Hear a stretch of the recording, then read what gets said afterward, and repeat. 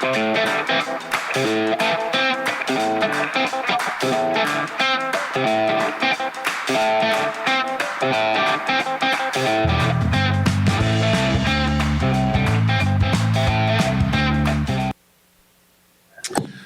everybody. We are back. It is Wednesday. It's, what is it, November 8th. Wow. Man, time flies. Happening. Thanksgiving is in 2 weeks, okay? I think Thanksgiving is 2 weeks from Thursday of this week. I mean, they're right up on our beak here. Unfreaking believable. I'm Tom Sosnoff. He's Dylan Radigan. This is Truth or Skepticism. We do this every week, Wednesdays, 1 p.m. Central Time. Dylan's in Milan right now, and I am in Chicago. And so I'm a Milanese aristocrat now. I don't know if you know that. I like a little Milanese, but on a sandwich. On a piece of toast. Anyway, that's for another day. Please. That's for another day. Saying. Anyway, I'm going to lead today. I'm pitching. You're catching. I'm catching. Yes, one of the greatest all-time lines ever in The Sopranos. He's catching, not pitching. Whatever. I can't get out of my head. Anyway, I have a topic that I would like to talk about today, and I'm going to tell you why, first of all. I was in your old stomping grounds last night. Dylan was one of the, were you the youngest anchor? I was the youngest managing. I was a number of claims, but one youngest managing editor ever at the company. And but more importantly, I was there was a first group of like 30 people that they hired to be reporters when they were starting a news organization. And I was like the last person. Like I was the last part of the first crew that started. Yeah, anyway, so I spent a lot of at Bloomberg. Yeah. And was he a billionaire? And we went from let's put it this way. When I showed up, I won't take all the credit for this, but it's probably had a lot to do with me. There were 8,000 Bloomberg terminals the day I started working there. Yeah. And there were 280,000 the day that I left. So it was like in the parabolic phase. It was already clearly a company, and it was just about to go cuckoo bananas. So you should have taken stock rather than cash. Rather than credit? Yes. Anyway, stock wasn't on offer. Mike Bloomberg wasn't known for offering stock. Yeah, I can imagine. Anyway, so I was at Bloomberg yesterday, and this is my second institutional event in a week, and I haven't done one for 15 years about.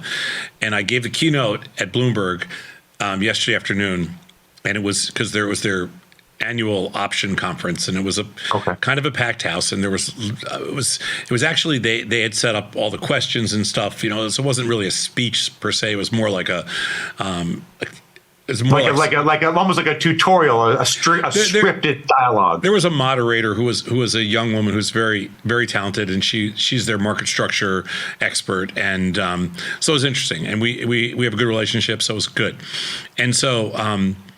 And she got into a lot of different questions about, is the growth in derivatives and specifically options, is it sustainable? Is the direction of the way the business is currently going, is that sustainable? Can this new level of interest and velocity sustain? She's saying is the growth sustainable? Is the transition from passive to active real? Is the transition from non-levered to capital efficient real? Is the transition from other people managing your money to essentially taking a more active and aggressive strategic role with your own money?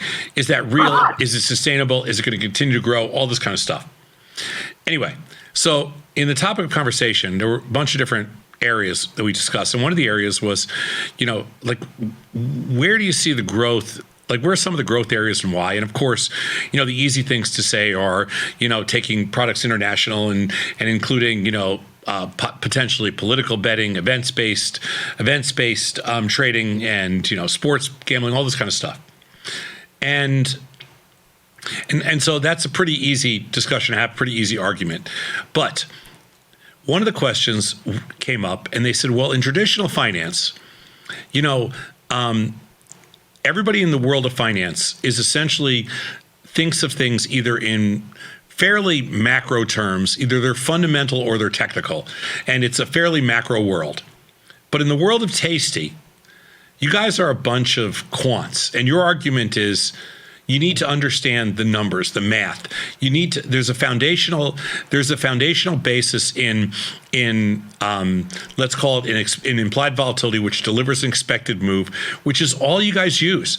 You don't care. You're indifferent to product. You're indifferent to macro stories. This is how she's characterizing the tasty trade philosophy. Yes. Okay. This is the indifference news doesn't all the things. So that it's in the mean reversion 45 days. It's not in the DNA of Bloomberg. It's not in the DNA of CNBC. It's not in any of the major firms' DNA. It's this hasty thing, and we've been pushing this. And she's like, but you guys, you've built some unbelievable businesses around this kind of thing. She goes, I don't like math.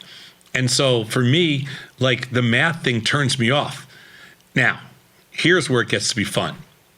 So my argument is, and I want to run this by you, I don't understand the difference.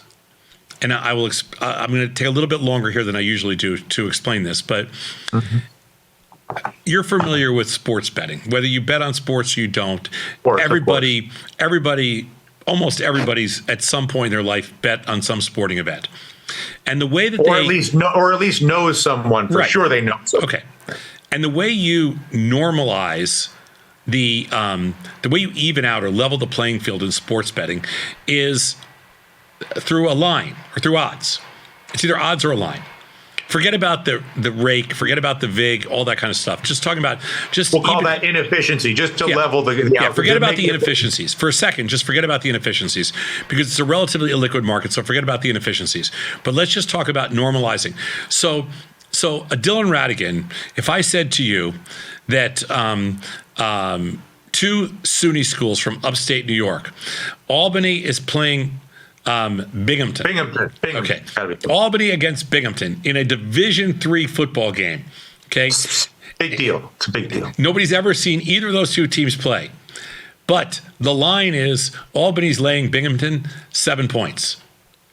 A Dylan Ratigan can go, you know what? I don't know. I'll take a shot. I'll take Binghamton. I'll take Binghamton in 7 points any day of the week. But not for 1 second does Dylan Ratigan ever think, man, I better read up on Binghamton, or I better learn more about what the weather is in Albany, or I better see who's the quarterback for Binghamton, or what's their record, or whatever it is, or you don't do any fundamental, any macro, any technical research on either of those two teams. You just trust the fact that this line of +7 is good enough because it's a real line, because it's Caesars Palaces, Caesars, MGM, every single sports book in Vegas on their electronic app has the same damn line. It's 7 points. Okay. And so you look at that and you're like, hey, yeah, sure, I trust that. I'll just bet on Binghamton. I'll take my chances. I got my 7 points. It's basically a 50-50 to me, according to if I believe the line, it's a 50-50, and I'll take. And so if I wanted to go out tonight, and there's a guy sitting at our table right now in the office, he came over from the UK, and he's working in our office for this week. And if he said to me, you know what, I like Chelsea over Man United. Okay. I like Chelsea getting a half a goal, or getting 1.5 goals, whatever, I don't even know, whatever it is, however they do soccer. But let's say getting 1.5 goals. Or I like the Blackhawks tonight getting 2 goals. Or I like the Bulls, laying 3 tonight. Okay, whatever it is. Or I like the Bears tomorrow night on Thursday Night Football laying 4.5. Okay, there's not a single one of us we're going to go, well, I got to do my research on Carolina. I got to know what the analysts think about this. We laugh at what the analysts say because we know that they don't know any more than we know.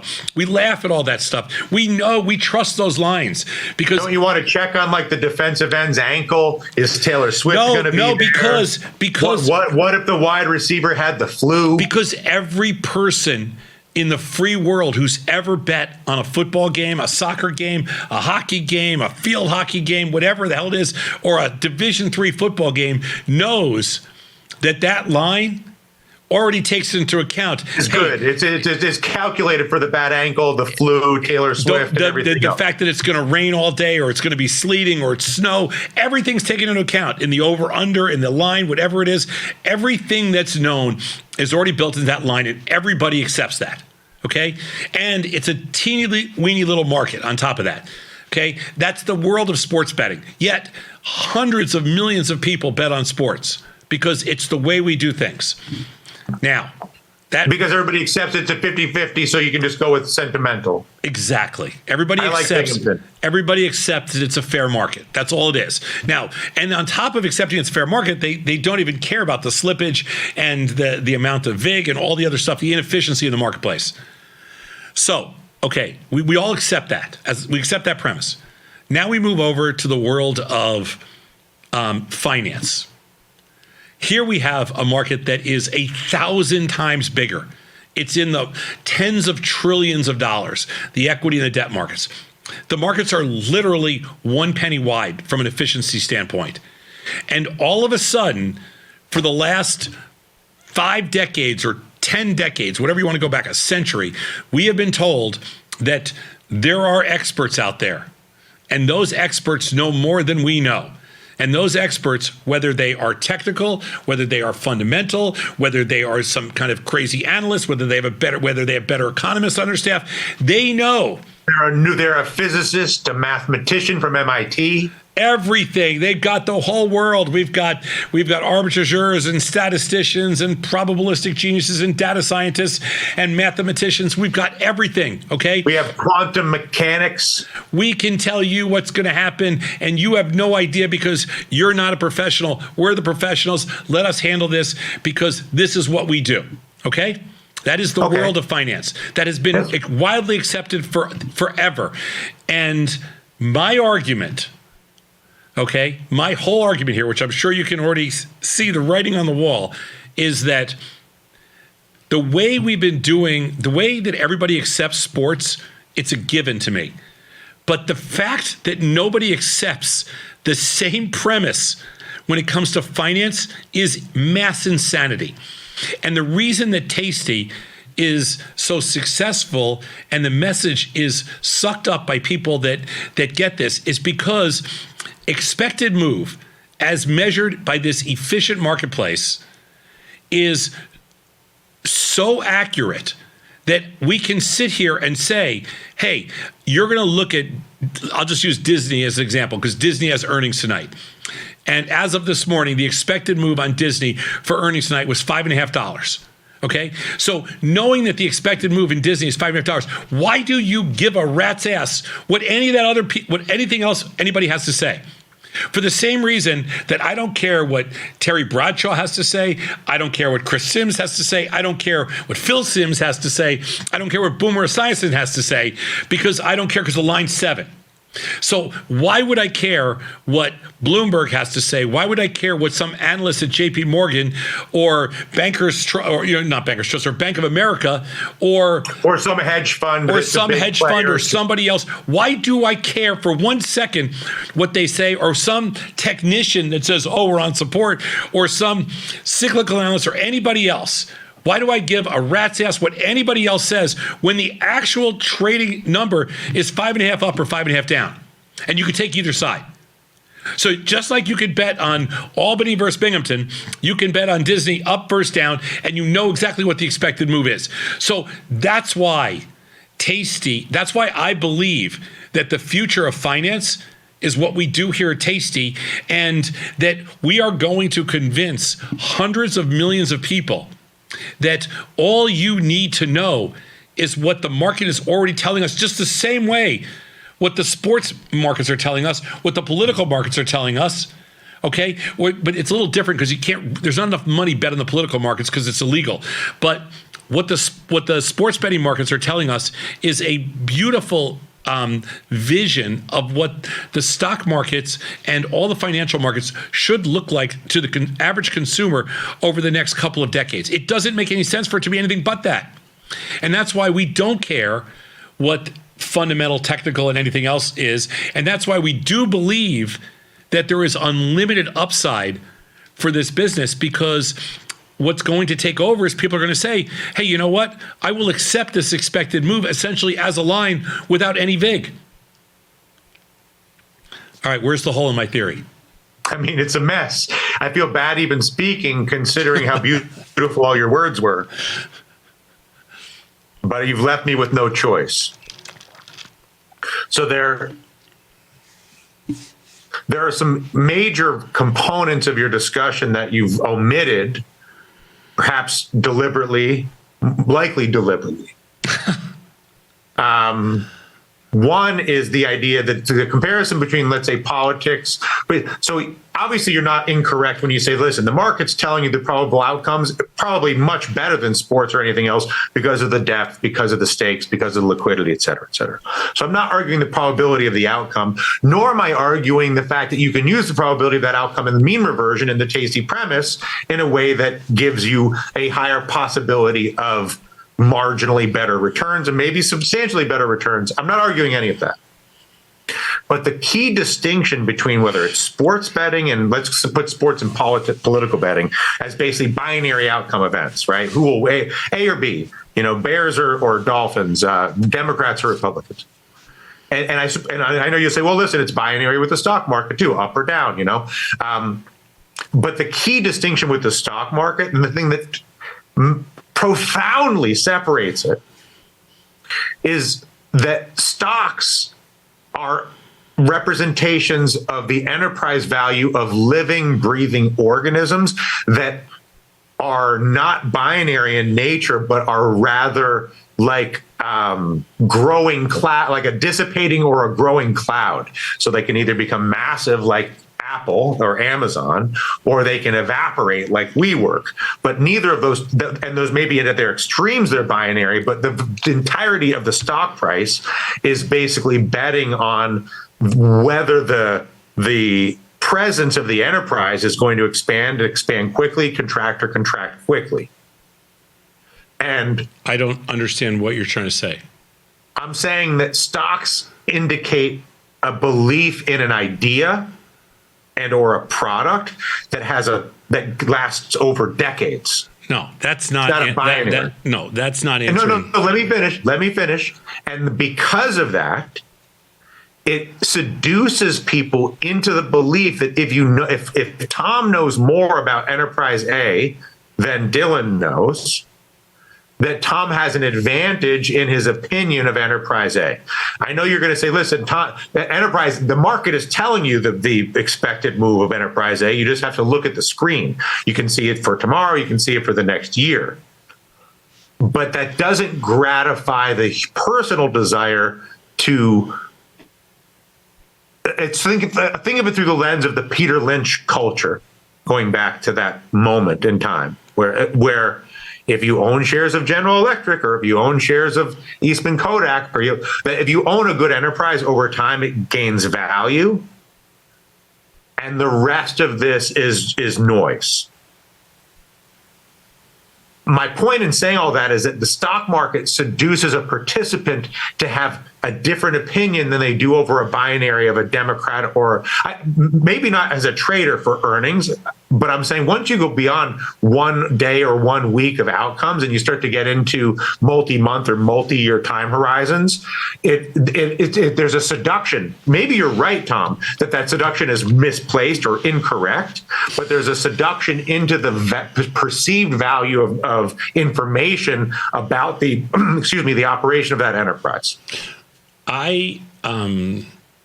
It's really funny. I don't disagree. Let me just give you an example, because I'm sorry to interrupt you, but it's like, I understand. I can run around at Robinhood and be like, these guys at Robinhood have no idea what they're doing, whatever it is. And I can run around with the management team at Tasty, and I'm like, these people at Tasty really know what they're doing. And because I have an opinion of the management team at Tasty compared to the management team at Robinhood, which I don't have that comparison because I don't know the management team at Robinhood, so I don't mean to pick on them.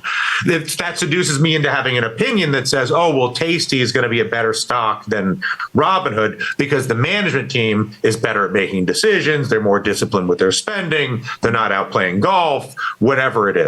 Anyway, just to reiterate my point in terms of the seduction of the perceived value of information about the enterprise and its management over time, which doesn't exist in these binaries on earnings, politics, or sports. Okay. I will give you a little bit of room in there because there's some interesting things to what you said, and there's some truth to that with respect to markets. But I don't want to get off the topic here. The topic is the growth of the world, the growth of the financial space that we're currently in.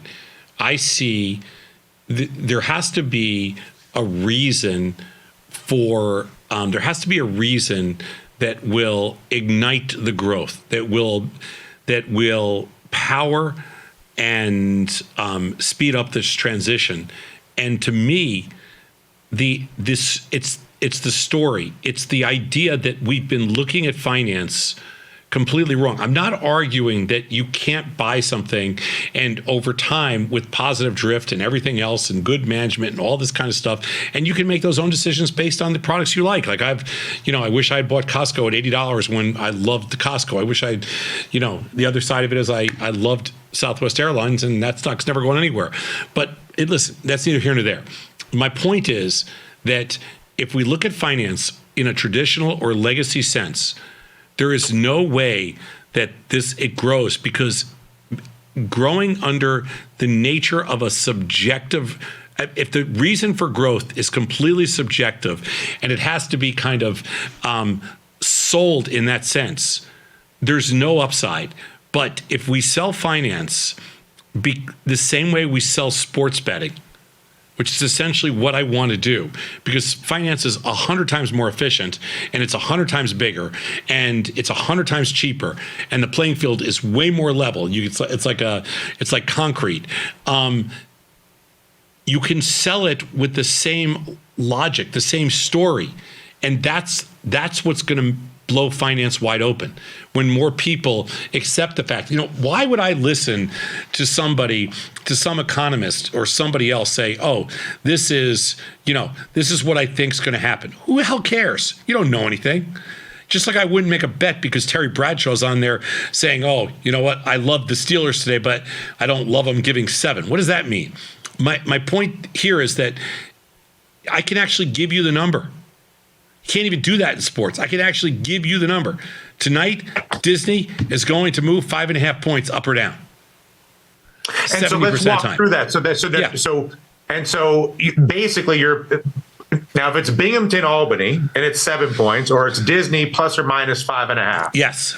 2 bets. Yes. Right? Side by side. I can pick, and I have $10. I can pick one. Right. I can't bet both. I got to pick. I'm Disney or Albany Binghamton. Yes. Albany Binghamton, I have an opinion based on absolutely nothing other than the fact that I've decided that I like to say the word Binghamton because it's fun. And I'm like, it's 50-50. I'll say Binghamton because then I get to say I have some emotional, illogical, sure. But I have some human, person, character-driven, bizarreness that, like, whatever. I'm from here. I'm from there. That sports is I'm from New York. I'm from Chicago. I'm from Miami. Whatever. No one's from Disney, right? You're not. Disney doesn't have a connection. Now, Disney's maybe a good example. People love Disney. Fair enough. But again, so it's not like it's Granger or something again. But still. How do I generate my opinion as to whether, so it's a 50-50 chance that basically Disney's moves more or less than 5.5 points.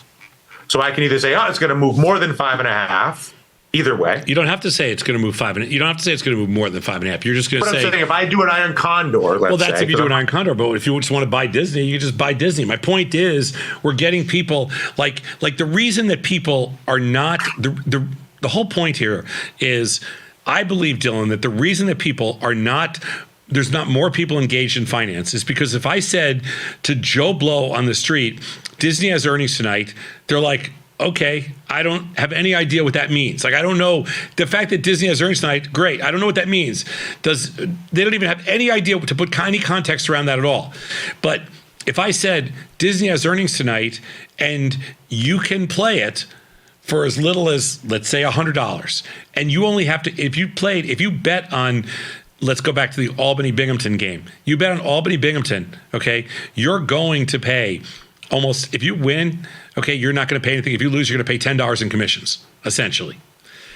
If you bet on Disney going up or down tonight, $100, you're going to pay less than a fraction of a dollar. In fact, you pay nothing if you But trade my the stock. question is, but my point, I'm with you all the way. But what's unclear to me is how do I originate an opinion on Disney of any kind? Everybody has an opinion on everything. The reason they don't do it is not because they don't have an opinion.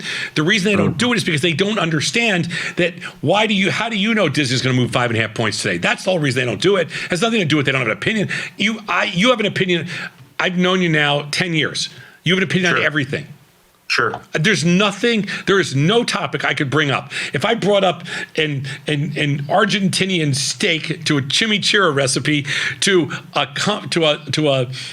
something, a piece of chicken sitting on the floor, whatever it is, or to a stem cell therapy out of the Charles River, you are going to have an opinion on everything.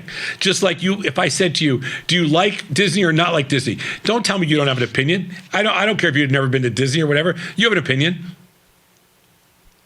I know, but I don't know how to convert it into an opinion on whether I don't know whether I would buy or sell Disney. But you know whether you're going to buy Binghamton over Albany. I understand, but you're going to buy Binghamton over Albany. You got a stronger opinion about that? Yes, because I like the word Binghamton. No, that's crap. That's complete garbage. And my point is that there are so many different underlying stocks out there that have virtually no cost to trade, no give up to theoretical, no cost to trade. And if people just understood that exactly, what the expected move is, then all of a sudden they realize, oh, I don't need this stupid chart. I don't need this stupid analyst. I don't need this. I don't need to know what's going on in the world. I don't really care. I just need to basically see what the spread is. And it would be great if I could learn some nuances. I need to educate myself to the events that drive movement, i.e. the obvious one being earnings, but whatever. Sure. Do you feel bad about yourself as you migrate away from the origin of the investment universe, which was to fund enterprise to the Industrial Revolution, the railroads, the drug companies, the cure for polio. This is not taking. And now you're over here. You're comparing the most important capital market, the most important companies in the history of the world, to a Division III football game, like it's some sort of cheap entertainment. But I'm not on a Tuesday night for a man with a cup of popcorn and a Coke. But I'm not. I love the fact that you can still go to the public marketplace and you can raise capital for your vision and you can raise capital for your dream if you've built the company to that level where you can attract retail money, consumer money, and institutional money and everything else, and you're able to raise money in a free market. I love that, and that is the American dream. But the more players, the better. And how do you bring the players into the game is you make it the game. You make it, like the whole thing about, let's talk about one other aspect of this. There's a whole part of finance where like the regulators say, we don't like gamification. We don't like the fact that Robinhood puts a little thing that says, wow, like a balloon pops or whatever it is. Yeah, it's too much fun. You're having too much fun. We're making you deposit money into a good thing. I think that's the most half-ass worst thing I've ever seen. Everything should be, anything that can be gamified will grow. Anything that will grow is good for the economy. It's good for the foundation of our entire market structure because it allows for more participants to come in. And it allows for more companies to go public. It allows for more underlyings to be traded. And all because of what? Because we don't want to gamify, or we don't want to tell people that, hey, you know what? Here's the expected move. There's a stock I never heard of, blah, blah, blah. Like another stock that has earnings tonight is AMC. It's a crappy movie theater, but it's going to move $1.50 tonight. I wasn't going to trade AMC, but the fact that I know it's going to move $1.50 tonight, now I'm going to sell a few puts in there.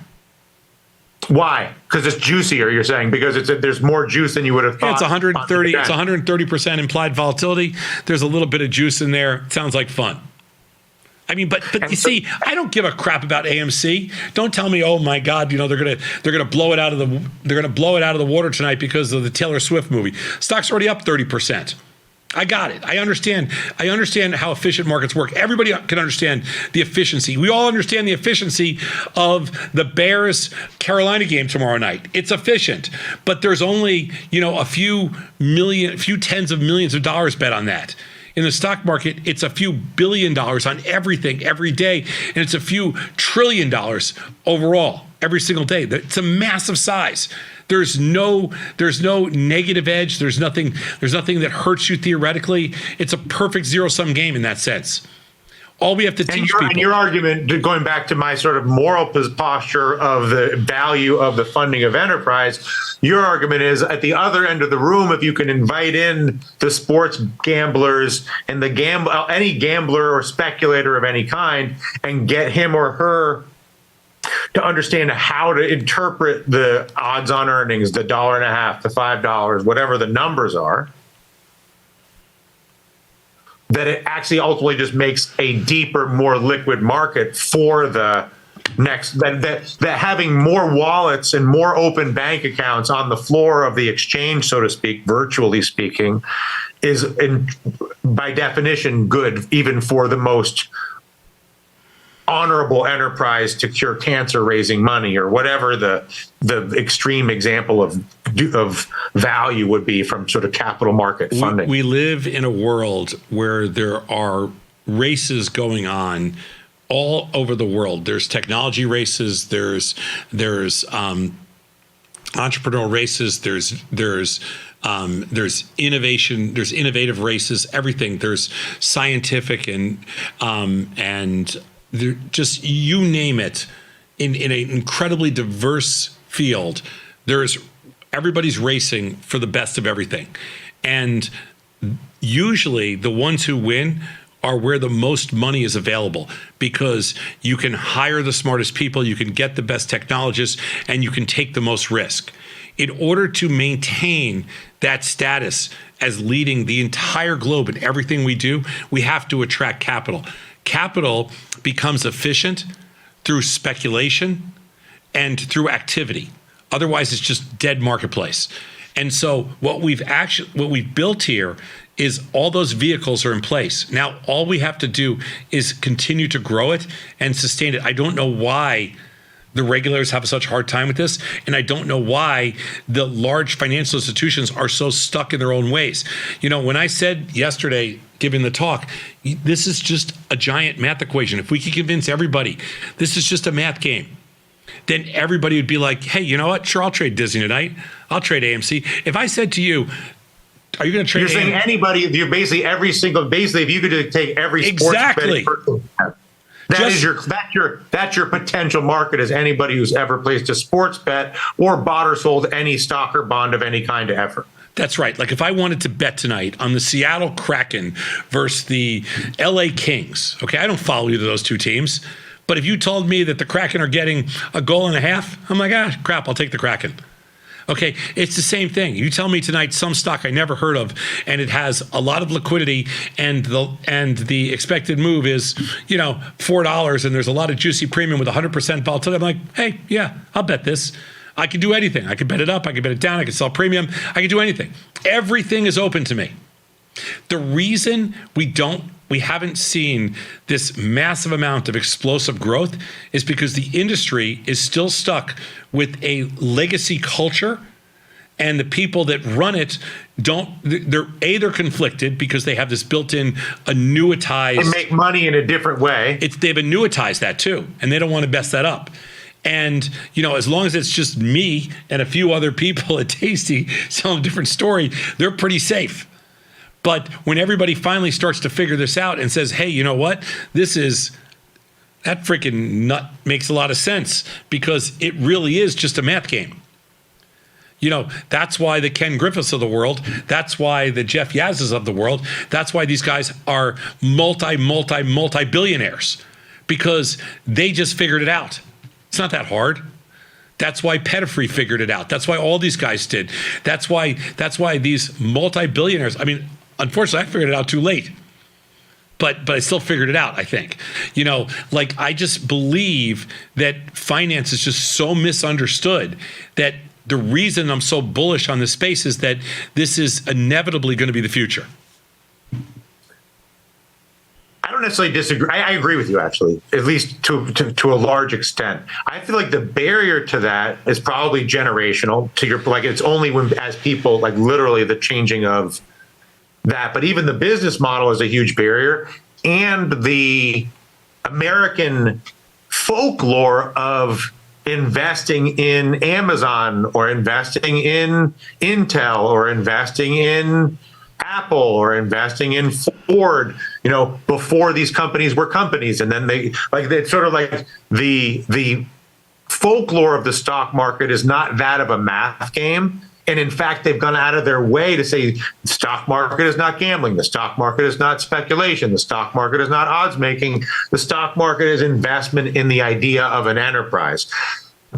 And I'm saying that all of that sort of rhetoric and folklore, which is front and center at the Wall Street Journal, CNBC, Bloomberg, Fidelity, Morgan Stanley, never ends, is the biggest barrier to the idea of simply looking at outcomes based on what the spread that the market is offering and picking a side. I mean, like I said, I keep saying it's a legacy thing. We have been told from day one, in the sports world, everybody just accepted the fact from day one that everything is, it's fair. That's what it is. It's a line that makes it fair. So, your horse is faster than the next horse, so we put 20 pounds on your horse. It's just everything gets equalized, and everybody always accepted that. That's fair. And in the world of finance, it's never been discussed that way. It's never been taught that way. Even as of yesterday, with a couple hundred people in a room talking about just thinking about the future of finance, it is incredibly difficult. You could see it in their faces for people to grasp the idea that finance could be as simple as betting on a football game between two Division III schools. Well, because it's so devalued. There's so many resources and so much time and so much education. Because you don't need to wear a suit to be able to do that. I get it. And so many fees and so many, golf clubs and so many dinner clubs and so many boardrooms at the pension at the university where everybody's position is based on the implication that they have some custodial authority that others lack. And so when you say, well, you could go with all of that, or you could just look at it's a 7-point spread. Like, I can tell you everything you need to know about Binghamton and Albany and the kids and where they grew up and who they played against, or I can tell you it's a 7-point spread, pick 'em. And what you're saying is you can run me all day on everybody at all the universities and pensions and Goldman and hedge fund and blah, blah, blah, blah, blah. It's a pick 'em market. Where the conventional wisdom agrees with you is they say, you're right. Okay, you're right. It's a pick 'em market, efficient. Therefore, pay no attention, buy the S&P 500 index, and let it sort itself out, because you going in one and picking Disney or down the list of 500 names and picking outcomes high low is no better or is worse than simply buying the index. First of all, buying the index is built on the same foundational opinion that you're offering, which is that it's an efficient pick 'em market. First of all, I'm not having a discussion on the best investment strategy. I have a whole different argument for that. That's not what this is about. This is, how do we essentially sustain the growth of what we're seeing, and how do we accelerate that growth? And my argument is you accelerate the growth by explaining to people that we are complicating things, and that's what the future is going to look like here is that we're going to simplify it. The market's not nearly as complex as people think it is. The need for a certain amount of information is not nearly as necessary as people think it is. And I think that what we're ultimately going to get to is, hey, if you tell me a stock, I'm going to be able to tell you what the expected move is, based on the liquidity underlying. So if that's the case, shouldn't your trading user interface reflect that as the means of interaction and navigation? It does, pretty much.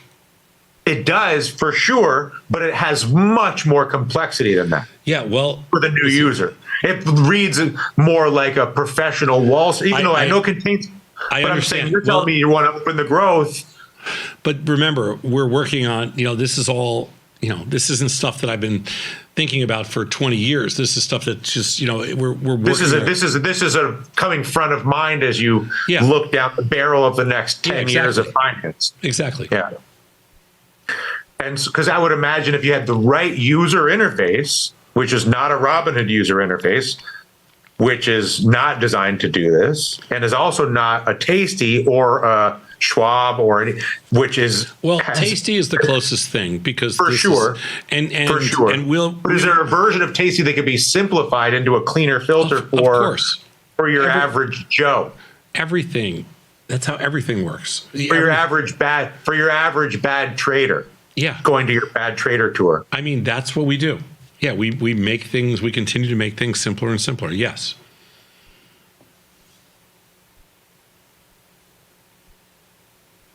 Yeah, I'm not going to bother with the question because I know the answer. I mean, but I guess, and so I'm not going to bother with it. But it sort of goes to the culture of speculation and the idea of integrating, whether it's political speculation, sports speculation, more speculation in the markets, that a culture of excessive speculation is a doomed culture. It's a culture that doesn't make anything. It's a culture that doesn't produce anything because the preferred means of generating an income is basically gambling of some kind. No. As opposed to doctors, nurses, teachers, whatever, scientists, engineers, bridge builders, in order to maintain a balance in the economy, you need to have speculation. There's no of course, but that's not the question. Is to where is there's not enough speculation, you have no market. We all know, right? If the whole market is nothing but speculation, you have Dogecoin or Dogecoin, right? And then everything is somewhere in between. And I'm just saying, does that concern you? And I know the answer is it does not. And you'll call me when it does, which would probably take a lot more speculation than we currently have. That's exactly right. I know. That's exactly. So, I'd much rather see the transition and worry about the speculation later. I don't want anybody worrying about stuff that doesn't, it doesn't even exist. All right. That was kind of fun. That was a little bit different. I hope I caught you. Yeah, I like it when you're pitching and I'm catching. I'm Tom Sosnoff. He's Dylan Radigan. This is Truth or Skepticism. That was a good one today. We'll see you next Wednesday, 1 p.m. Dylan, have a great week. Talk to you soon. And I'll be on overtime with Chris and Ilya in an hour. So yeah, those two guys too. I love those guys. Chris is like the hot young host on Tasty. And Ilya is your global macro kingpin, who's brilliant and says lots of wonderfully smart things that I'm sure you don't care about or believe. I do a show with Ilya every Sunday night. And so then, so when he goes on and on and on about whatever, the Aussie, the sort of the Fed. I mean, this guy's a tea leaf guy if I've ever seen one. This guy. Oh yeah. Usually he's the king of the tea leaves. Usually he loses me at some point, and then I try to make fun of him. But he is really pretty brilliant, and so's Chris. Yeah. So's Chris. Yeah, no, both of them. Yeah. But again, Ilya is he's like a tea leaf man. Yeah. It's like I feel like I've climbed the hill in Tibet and let the tea leaves dry on a rock. And I'm like, Ilya, what does it say? And he's like, oh, I'll tell you, the Aussie dollar is not going to like this. I'm like, oh, okay. Anyway. He's Dylan Radigan. I'm Tom Sosnoff. We'll see you next Wednesday. Thanks so much for joining us.